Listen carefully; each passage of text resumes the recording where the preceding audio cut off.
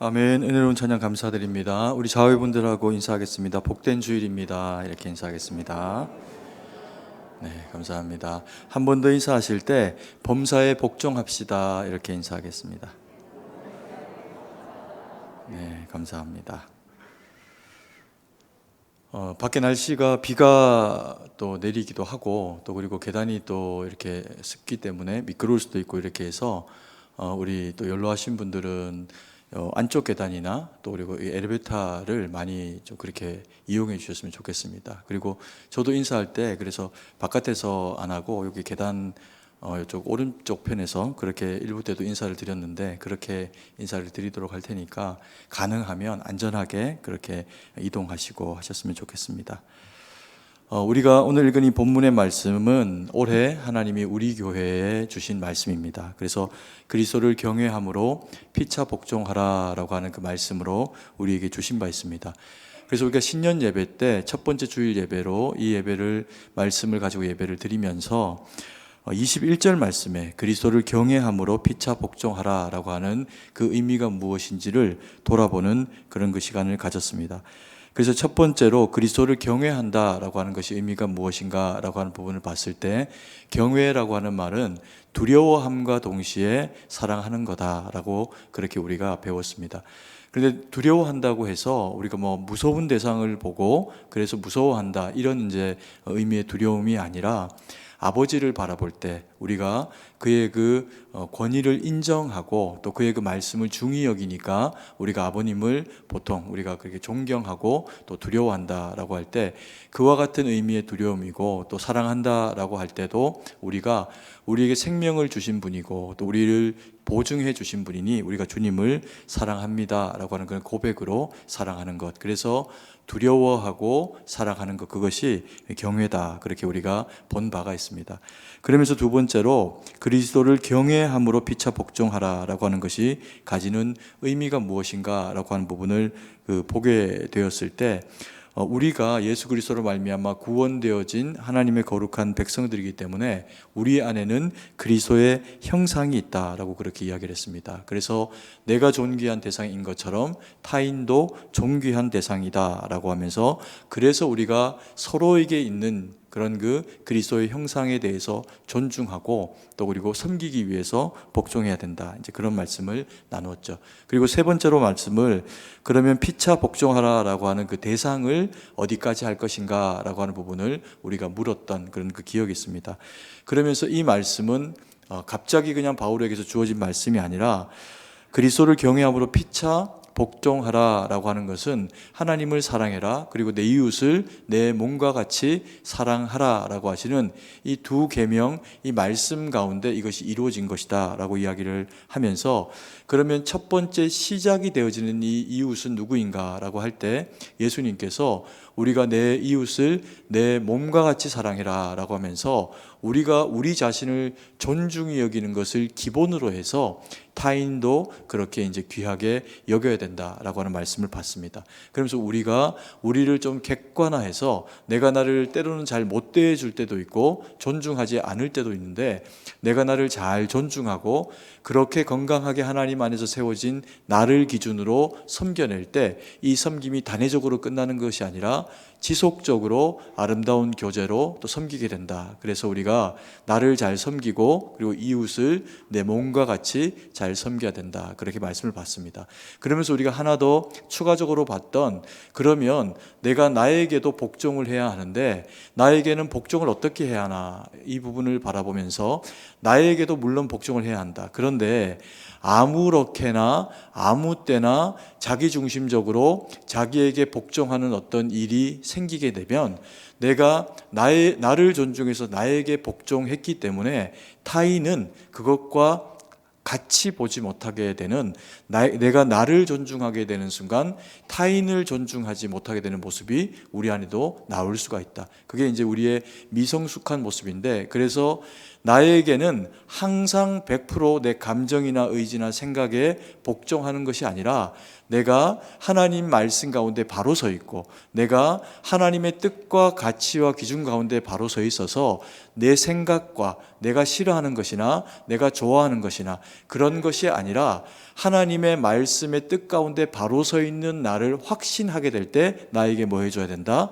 복종해 줘야 된다. 왜요? 그러면 그때서야 비로소 내 안에서 역사하시는 하나님의 그 역사하심이 느껴질 수 있고 그리고 드러나게 되는 발로로 내가 그렇게 쓰임받게 될 수가 있기 때문에 그렇습니다. 그래서 우리는 늘 하나님의 말씀과 뜻 가운데 내가 잘 서 있나를 검증하면서 그리고는 내가 나를 쳐서 복종하면서 하나님의 말씀 가운데 바로 서야 하는 그런 그 책무가 있다는 겁니다. 이게 우리가 1월 첫째 주에 신년 예배 때 우리가 바라봤던 주신 말씀에 대한 이야기고 오늘은 이 말씀 그리스도를 경외함으로 피차 복종하라 라고 하는 이 말씀을 기본 베이스로 해서 그리고 20절 말씀을 다시 한 말씀 한 말씀을 짚어보면서 이 말씀이 그래서 어떻게 적용되기를 원하나 그것을 우리가 주님이 주시는 말씀으로 받기를 원합니다. 그래서 오늘은 20절 말씀에 보다 더 포커스를 맞춰가지고 말씀을 전하게 됩니다. 이 두 말씀을 같이 엮어가지고 볼 때 첫 번째로 우리가 봐야 되는 내용이 뭐냐면 20절에 해당하는 범사에라고 하는 단어입니다. 이 범사에라고 하는 것이 굉장히 중요한 단어이고 의미를 가지고 있습니다. 그래서 20절에서는 범사에만 읽습니다. 범사에를 읽고 그 다음에 연이어서 21절에 그리스도를 경외함으로 피차 복종하라 이렇게 한번 읽어보도록 하겠습니다. 같이 읽습니다. 범사에 그리스도를 경외함으로 피차 복종하라. 아멘. 범사가 어떤 내용입니까? 범사는 우리가 이전에도 많이 다루어 본 그런 그 내용이기 때문에 의미를 너무 잘 알고 있습니다. 모든 온갖 이런 이제 모든 것들을 아우르는 것들을 이야기할 때 범사라고 그렇게 이야기를 하게 됩니다. 그래서 이 성도의 범사, 성도가 살아가는 그 모든 범사는 사실은 하나님과 관련이 있습니다. 왜 그러냐면요, 하나님이 어떤 분이십니까? 하나님은 완전한 분이십니다. 그리고 전능한 분이십니다. 우리의 모든 생사화복을 주관하시고 알고 계시고 도우시고 함께 하시는 분입니다. 그래서 하나님은 완전하시기 때문에 이 범사가 누구에게 속해 있는 겁니까?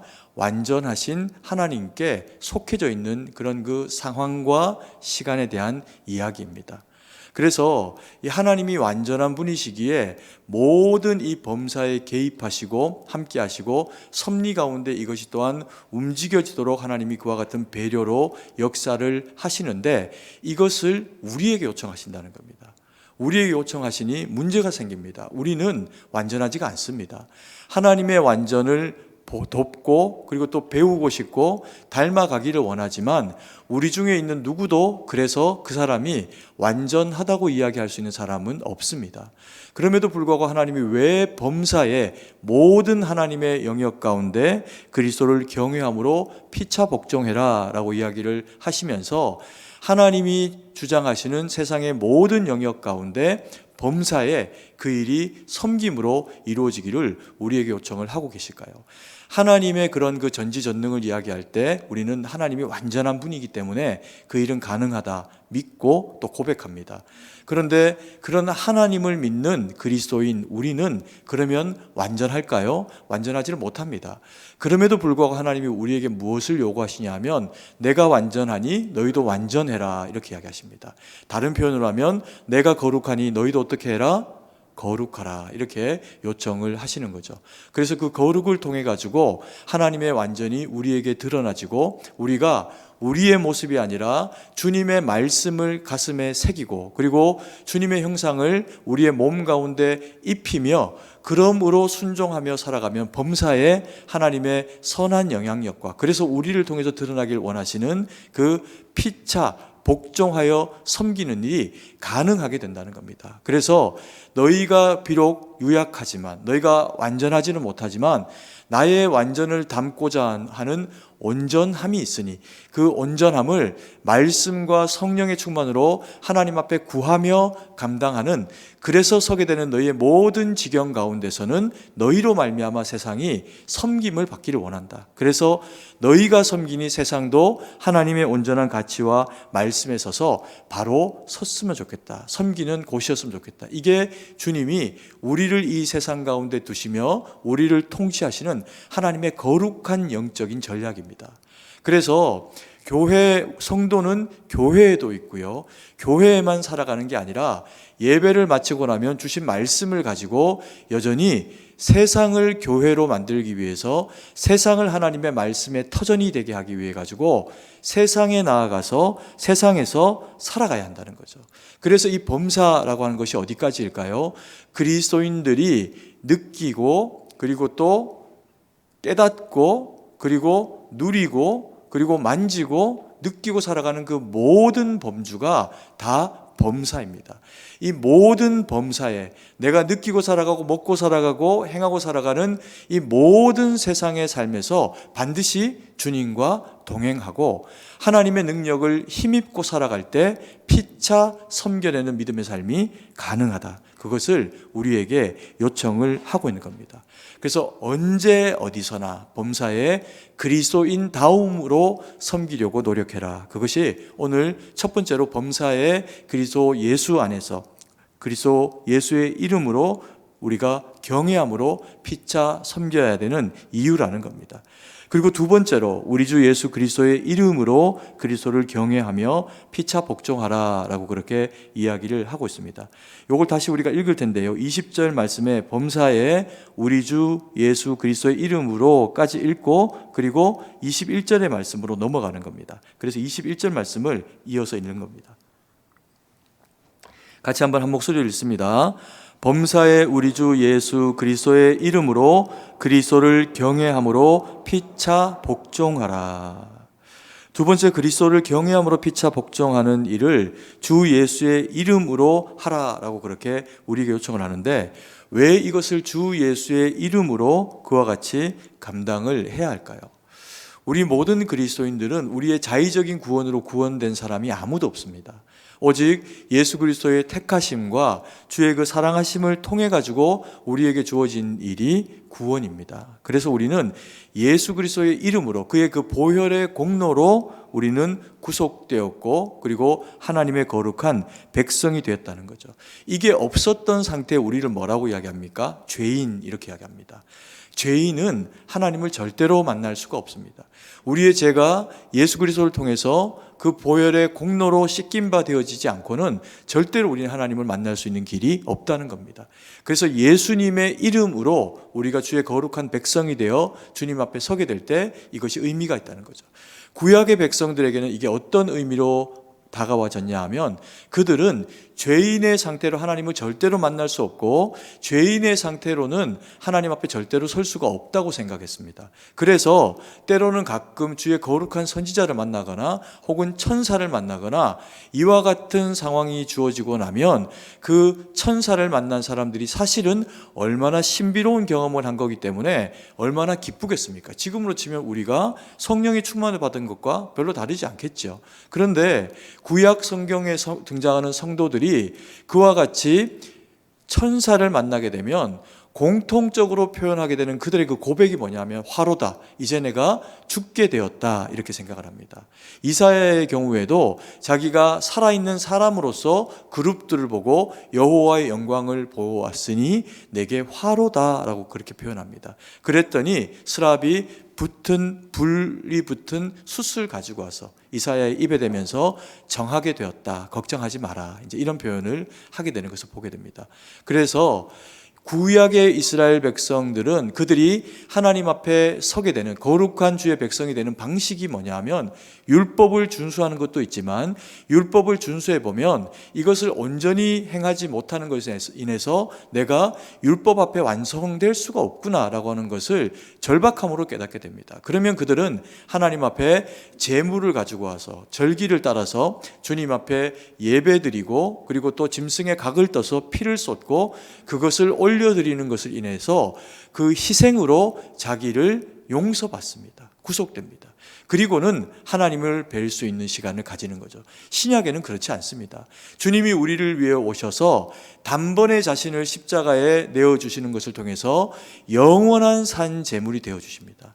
그래서 그 예수님의 피공로로 구원받은 사람은 주님을 믿기만 하면 매번 매순간 하나님 앞에 나올 때 짐승의 각을 뜨는 것이 아니라 예수 그리스도 안에 자기를 벌려놓고 자기를 받으시는, 예수님을 받으셨으니 우리를 그 다른 어떤 희생 말고 우리 자체로 받는 것으로만도 충분히 여기시는 그 하나님을 예배를 통해서 뵐 수가 있다는 겁니다. 그래서 우리가 이 자리 가운데 나온 것은 얼마나 감사한 일이고, 또 주님이 우리를 위해서 그와 같은 일들을 핏값을 주고 생명 주어 감당하셨기 때문에 우리가 예배를 하나님 앞에 올려드릴 수 있는 자격을 얻었다는 거죠. 이게 다른 표현을 하면 무슨 얘기일까요? 우리는 정말로 주의 거룩한 백성으로 오직 주의 공로로 말미암아 우리는 누구 한 사람 예외 없이 예수님을 믿는 자이면 거룩한 하나님의 백성이 됐다는 겁니다. 그래서 예배드릴 자격이 주어졌다는 거죠. 아멘이시죠? 우리 모두가 그와 같은 놀라운 은혜와 자격을 경험하게 됐습니다. 그래서 우리는 주 예수의 이름으로 하나님 앞에 나가고 주 예수의 이름을 믿으니 하나님의 말씀을 받습니다. 세상은 이것을 절대로 할 수가 없습니다. 이게 우리가 매번 예배를 드리니 이게 그렇게 특별한 일인가 이렇게 생각을 할 수 있지만 세상은요 절대로 이 예배를 드릴 수가 없습니다. 예수님을 인정할 수도 없고 주가 우리를 위해서 십자가에 죽으셨다는 것도 믿을 수가 없기 때문에 절대로 세상 사람들은 예배를 하나님 앞에 드릴 수가 없고 구속받은 하나님의 백성들이 될 수가 없습니다. 이게 안타까운 거죠.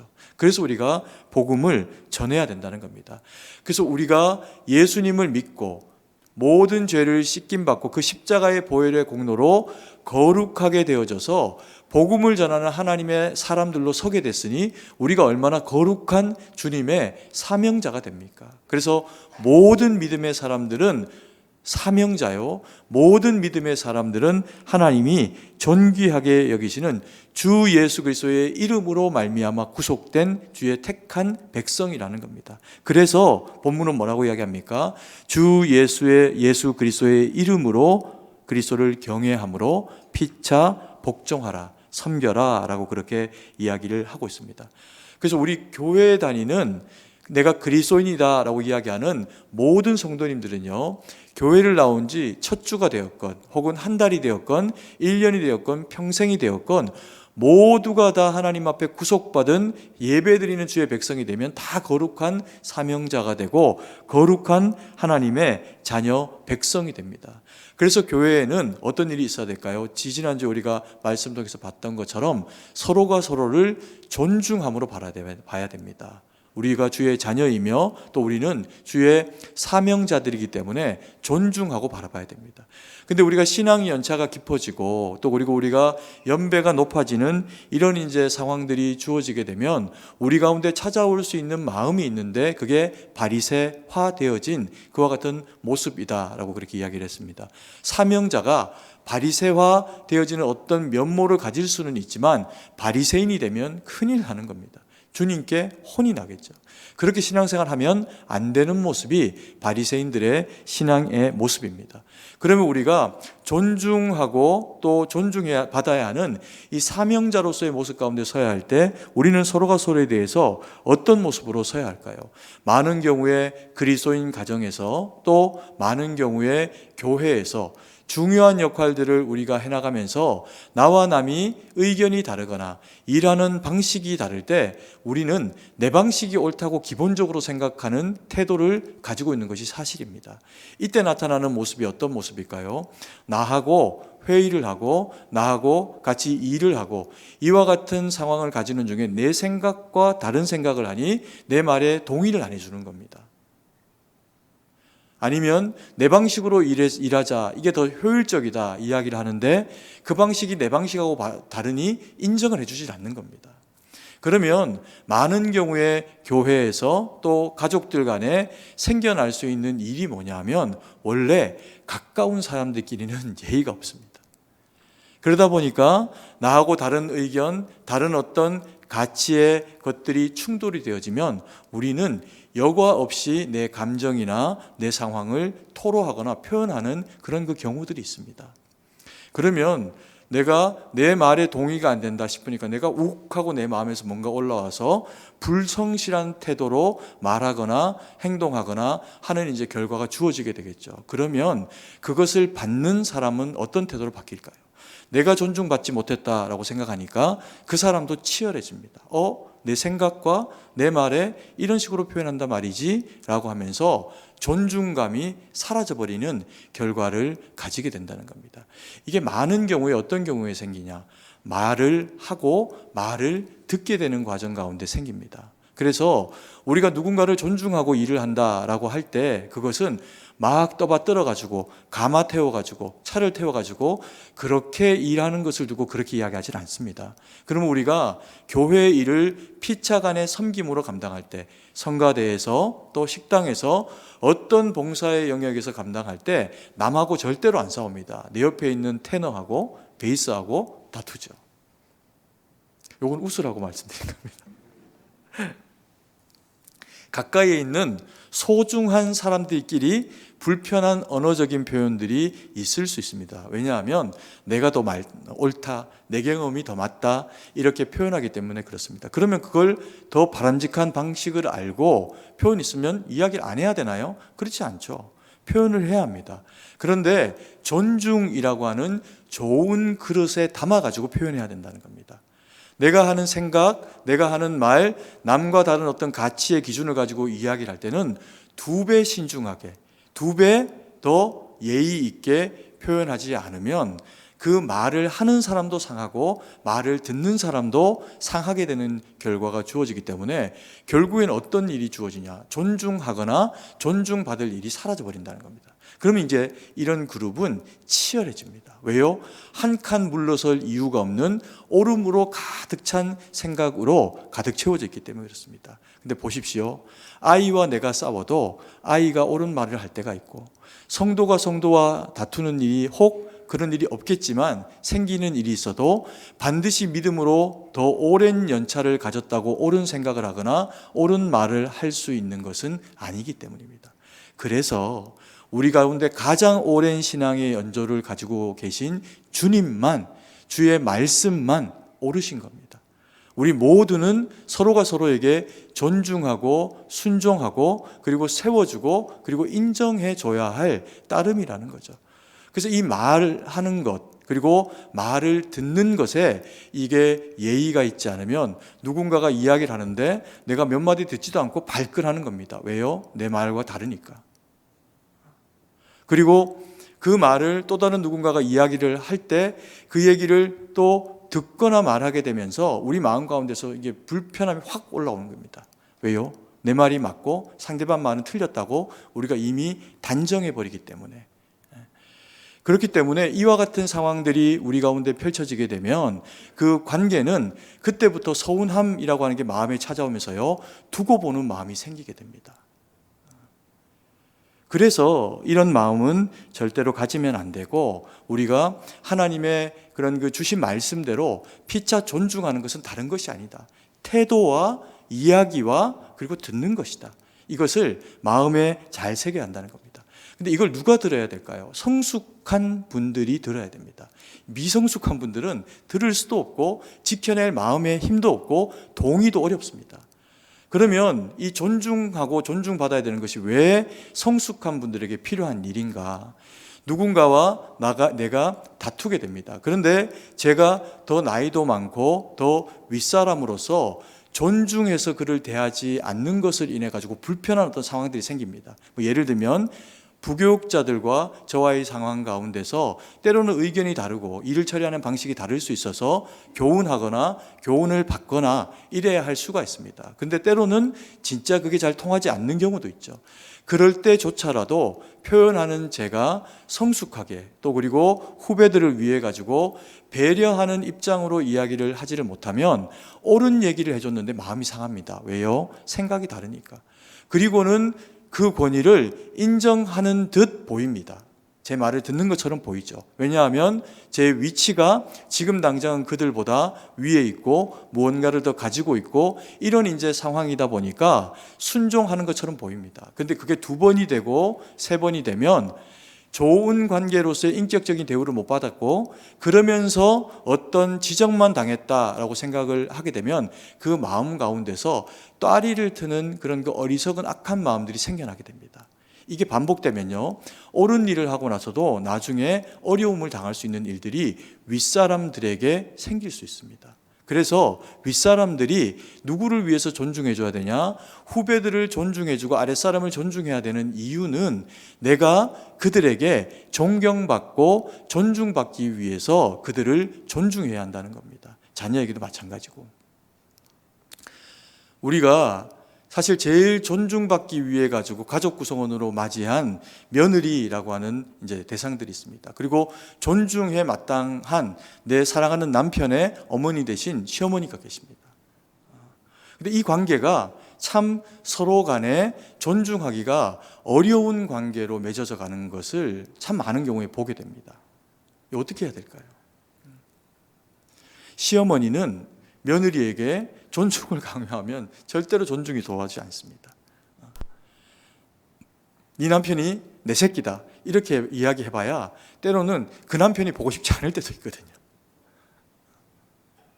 그래서 존경받는, 존중받는 시어머니가 되기 위해서는 그 며느리, 내 아들을 섬기고 또 이렇게 잘 대해주는 그 며느리를 존중하고 잘 해줄 때 시어머님이 존경받고 존중받게 되어 있습니다. 그래서 며느리를 위해 가지고 시어머님으로서 그들을 존중해라, 그게 아니라 내가 존중받는 어른이 되지 못하면 내가 불행하잖아요. 그래서 내가 존중받는 어른으로서 살아가기 위해 가지고 아랫사람을 잘 존중해 줘야 된다는 겁니다. 여기 시어머님들 계시죠? 한번 따라해 봤으면 좋겠습니다. 내 며느리를 존중하리라. 착하세요.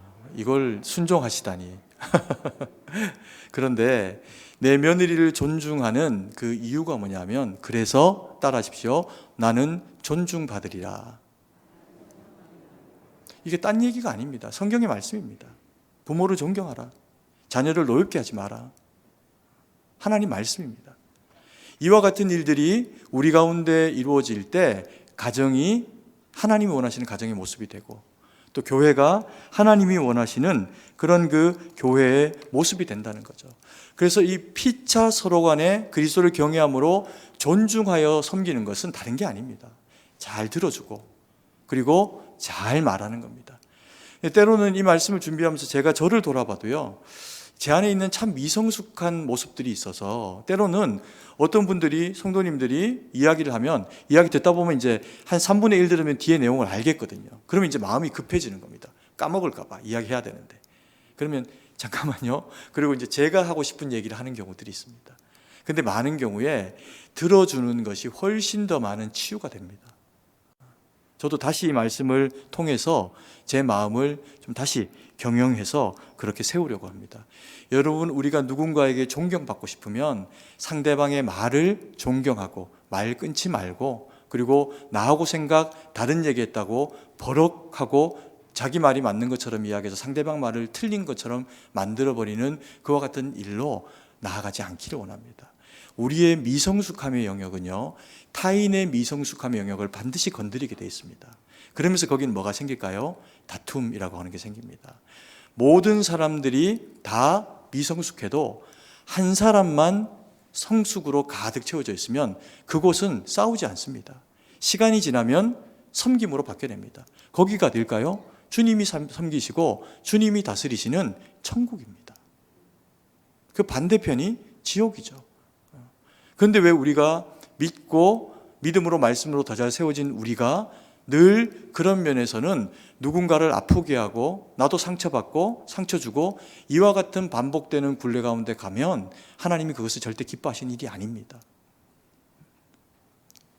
제가 옛날에 주일학교 교육을 아이들 이제 섬기는 일을 부교육자 때 할 때 그때 이제 교회 학교에 좀 접목하고 싶은 게 있어서 왜냐하면 우리 아이들이 다 막 하나 둘 막 이렇게 지내다 보니까 관계가 너무너무 약하고 관계가 약하다는 얘기는 인격이 부족하다는 얘기입니다.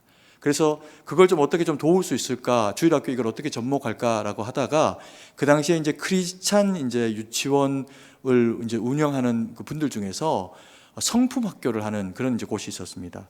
좋은 나무 성품 학교라고 하는 이제 곳이었는데 거기에서 이제 이런 어떤 세미나를 해가지고 제가 교회에다가 좀 접목할 일이 있을까 싶어가지고 거기에서 이제 배웠던 그런 그 세미나를 들었던 일이 있는데 그때 그 사람의 인격을 나타내는 몇 가지의 여러 가지 그런 그 단어들을 이제 만들고 그 단어의 노래를 이렇게 입혀가지고 아이들로 하여금 부르게 하는 그런 이제 교육이었습니다.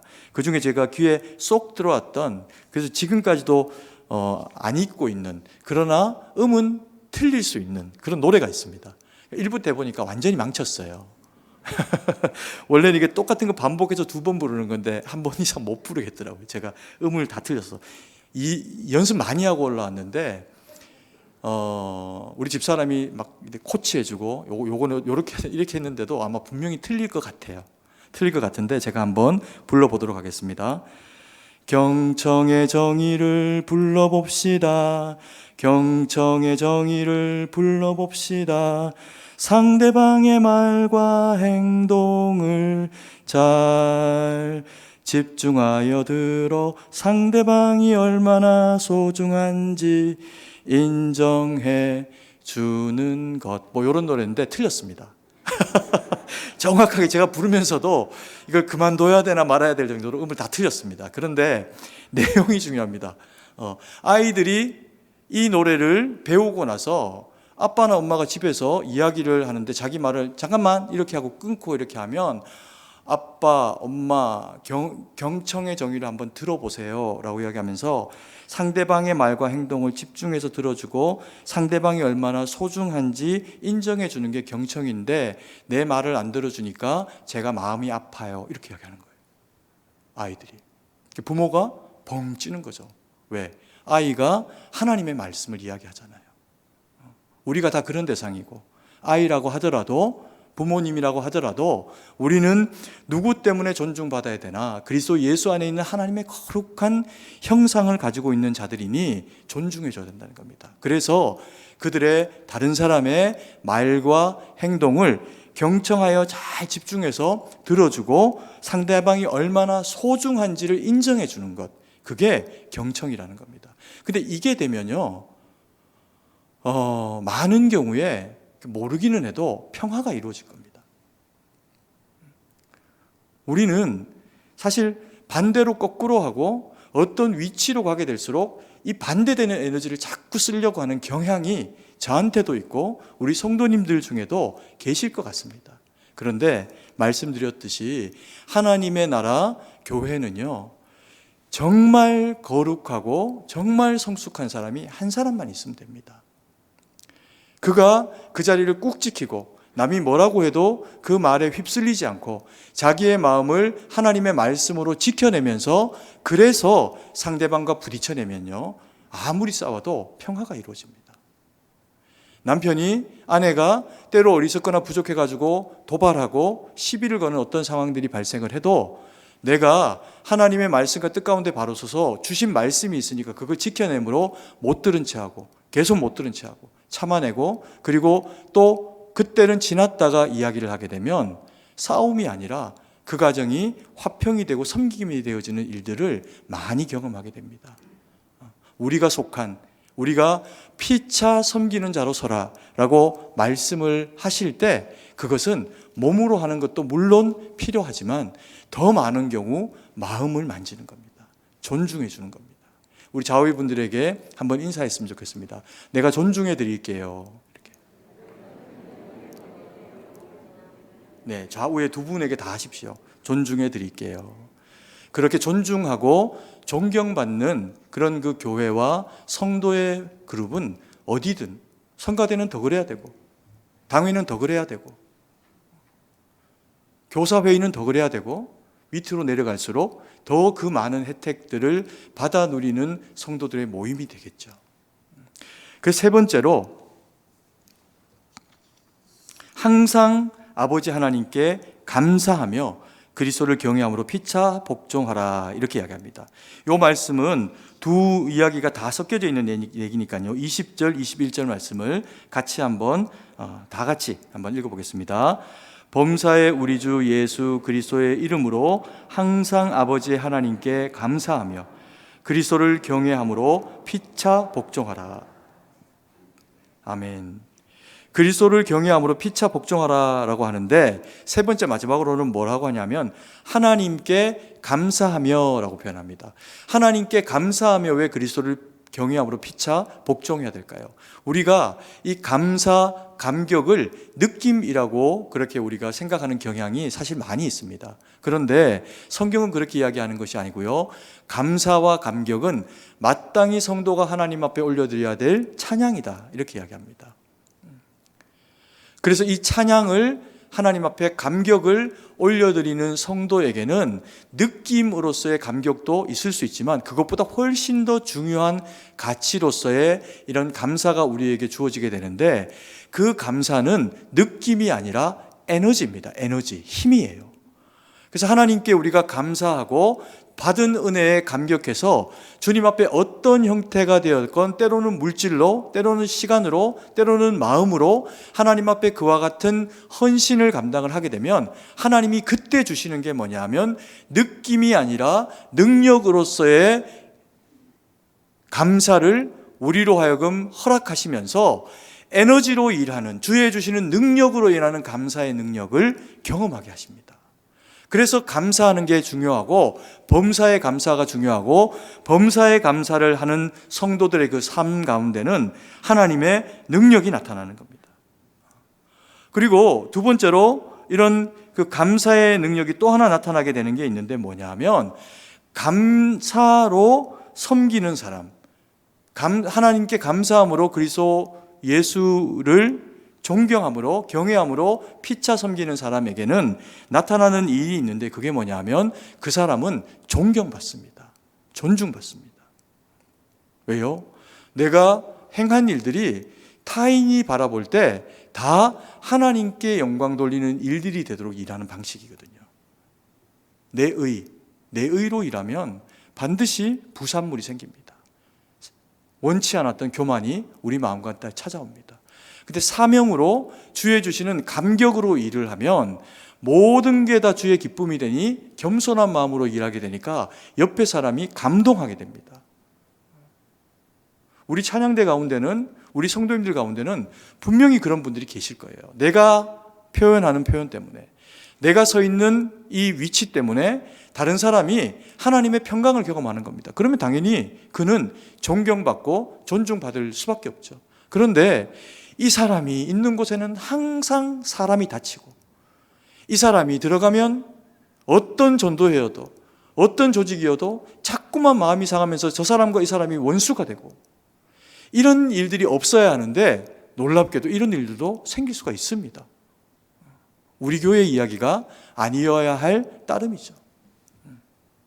그래서 존중하고, 타인을 존중하고 타인을 세우고 그와 같은 섬김을 피차 감당하는 사람들의 수가 늘어갈 때 교회는 어떻게 될까요? 아름다워지는 거죠. 이렇게 감격을 통해서 주의 주시는 에너지로 타인을 존중하면서, 내가 존중받으면서 감당을 하게 되면 이 감사와 감격의 섬김이 우리에게 주는 또 하나의 산물이 있는데요, 그게 존중을 넘어선 사랑이에요. 내 안에 사람들이 사랑스러워집니다. 옆에 있는 사람이 사랑스러워지고 내가 그 사람에게 사랑을 받습니다. 여러분, 우리 교회 성도님들이 얼마나 귀합니까? 저는 생각만 해도 너무너무 감사한 게 우리 교회 성도님들이세요. 왜요? 예전에는 다 지군 가까운 데 다 사셨겠죠. 근데 지역이 개발되고 이런저런 상황을 따라가지고 다 이사를 나가십니다. 용인으로, 김포로, 분당으로, 파주로, 더 멀리는 홍천으로. 전 못 올 것 같아요. 그 홍천에서 2시간 3시간 걸려서. 그런데 그렇게 오시는 성도님들의 이유는 하나입니다. 주님을 사랑하고 주의 몸된 교회를 사랑하고 함께 내가 살아왔던 이웃된 성도들을 사랑하는 겁니다. 그래서 교회는 천국이 되어야 되는 거죠. 여러분, 마귀는 언제고 자꾸 우리를 깨려고 합니다. 평안한데 불화를 던지려고 하고. 근데 거기에 내가 쓰임받으면 그건 큰일 납니다. 자꾸 쓰임받는 습관이 들면 하나님이 언젠가는 일하세요. 그건 진노입니다. 근데 내가 그와 같은 마음과 자꾸 싸우고 나 자신하고 싸우고 나 자신과 더불어 주님과 싸우게 될 때 얻게 되는 유익이 뭔지 아십니까? 남하고 덜 싸웁니다. 나하고 다 싸웠으니 아유 저게 철없어서 그러지. 내가 사랑해줘야지. 내가 먼저 믿었는데 내가 전도했는데. 이후에 우리 교회가 부흥을 해서 이 빈자리들이 다 채워지는 그때가 되면 그때 한번 돌아보십시오. 그때도요 우리 교회 성도님들은 다 멀리서 나올 겁니다. 없잖아요. 주변에 뭐 주택가가 있습니까? 뭐가 있습니까? 근데 하나님이 그런 우리를 미쁘게 여기시고 너희가 피차 서로 존중하며 이와 같은 일을 하는 거 보니까 내가 마음이 너무 흡족하다. 그러면 우리에게 설명할 수 없는 은혜를 주실 겁니다. 아멘이십니까? 오늘 우리가 본문에서 만나게 되는 에베소서 5장 20절, 21절 말씀은 바울에게서 나온 독창적인 얘기가 아닙니다. 묵상하다 보니 똑같은 말씀이 구약에 있더라고요. 바울이 아마도 시편 105편 1절 말씀을 해석한 내용이 오늘 우리가 읽은 이 본문의 말씀 같아요. 그래서 우리가 먼저 에베소서 이야기를 읽고 그 다음 시편 105편을 마지막 정리하는 말씀으로 한번 읽도록 하겠습니다. 5장 20절 말씀부터 읽습니다. 범사의 우리 주 예수 그리스도의 이름으로 항상 아버지 하나님께 감사하며 그리스도를 경외함으로 피차 복종하라. 여호와께 감사하고 그의 이름을 불러 아뢰며 그가 하는 일을 만민 중에 알게 할지어다. 아멘. 여기 시편 말씀입니다. 뭐라고 이야기합니까? 20절에 있었던 범사의 우리 주 예수 그리스도의 이름으로 항상 아버지 하나님께 감사하며, 요게 앞구절에 있습니다. 여호와께 감사하고 그의 이름을 불러 아뢰며 그리스도를 경외함으로 피차 복종하라. 그가 하는 일을 경외하라. 그가 하는 일을 인정하라. 그리고 만민 중에서 알게 하라. 하나님의 사랑이 너를 통해 너희를 통해 피차 섬김을 통해서 흘러가게 될 때 이것이 하나님이 기뻐하시는 일이 된다. 이것을 우리만 바울을 통해서 배우는 게 아니라 이미 구약의 성도들이 시편의 말씀을 통해서 마음에 새기고 읊조리며 순종하며 살아갔던 하나님의 말씀이라는 겁니다. 아멘이십니까? 오늘 이 자리에 함께 예배드리는 저와 우리 사랑하시는 성도님들에게 이 말씀의 은혜가 있기를 간절히 소망합니다.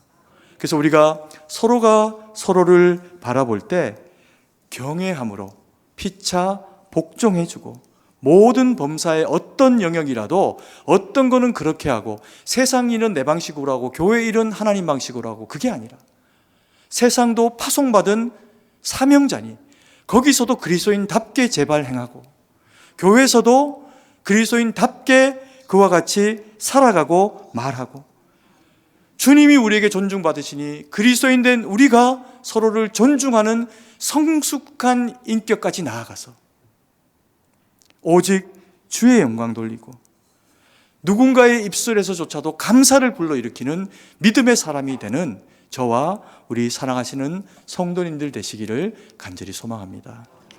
기도드리겠습니다. 사랑의 아버지 하나님, 은혜와 사랑을 감사드립니다.